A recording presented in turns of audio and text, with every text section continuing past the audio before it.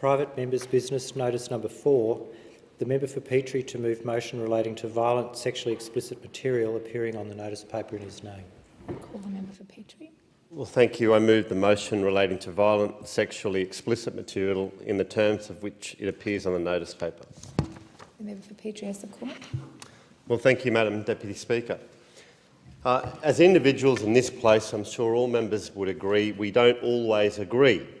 But when it comes to protecting the youngest Australians, Madam Deputy Speaker, our solidarity gives rise to a powerful opportunity to effect change.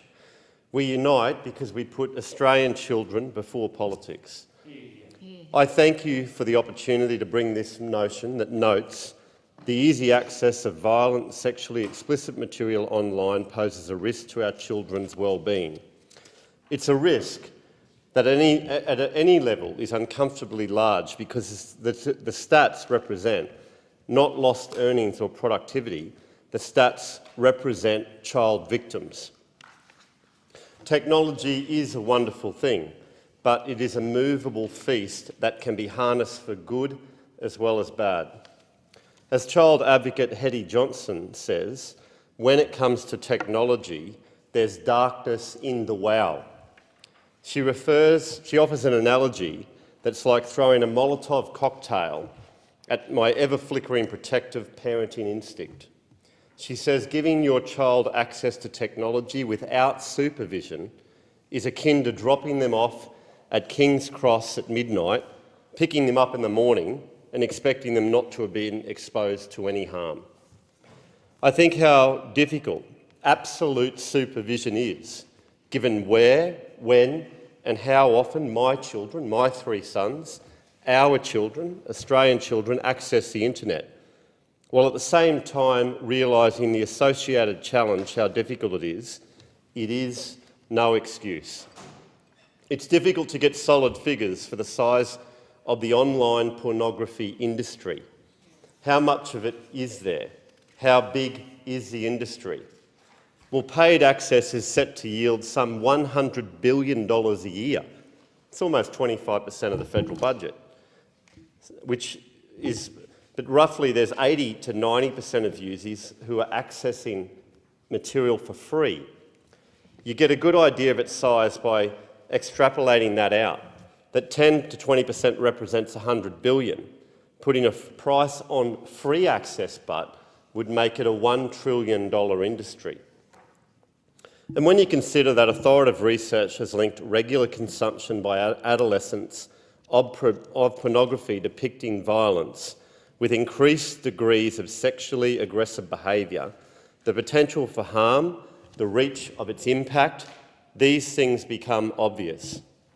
Many a researcher can point to data that shows a correlation, for example, between pornography and a shift in expectations, pressure and acceptance of coercive or forced sex. That's a correlation between consumption of pornography and the normalising of rape. Despite the potential for serious consequences, inappropriate pornographic content has become impossible for our children to avoid.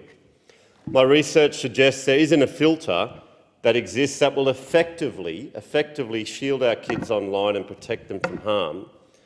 Predators devote their lives to cracking such things, so it is unlikely to have the intended consequence of protecting children.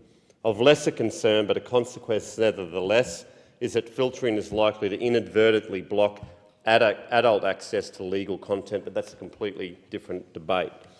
There is no easy fix. Our approach needs to be multifaceted. I am proud to support measures introduced that target revenge porn and welcome discussion of what is known as Carly's Law that offers tools that enable us to act against online predators sooner. I also call on the community to work together to increase awareness that exposure to graphic images can influence children's attitude towards sexual behaviour. I also encourage open discussions within families. I know that when I spoke to one of my oldest sons about it, who was 14, it was all a bit late. He said, "Oh, Dad, I've seen all that, seen it at school, I've missed the boat," and the member for Forrest would know. So it's really important that parents in my electorate talk to their young children And they say, Bravehearts actually say you can start as young as 3, which seems extremely young, but it's important to, put it out there. So I encourage open discussion with families. Make yourselves familiar as members here on both sides of the House with providers of advice and assistance so that you can connect families in your electorates with information and services that are available to support them. The organisation Porn Harm Kids has an enormous bank of information, and their website is pornharmkids.org.au, and utilise the services of the Safety Commissioner's online iParent website as well, esafety.gov.au. Thank you.